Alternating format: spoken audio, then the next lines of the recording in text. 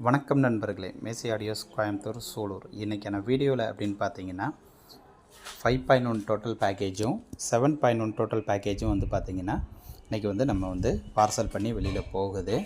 இதில் வந்து பார்த்திங்கன்னா இது வந்து பார்த்திங்கன்னா 5.1 நல்லா பக்காவாக பபுள்ஸ் கவர் சுற்றி சேஃப்டியாக பேக் பண்ணி நம்ம வந்து நல்லா சுற்றிலும் பட்டி அடித்து பக்காவாக ஃபினிஷிங்காக பேக் பண்ணி வச்சுட்டோம்.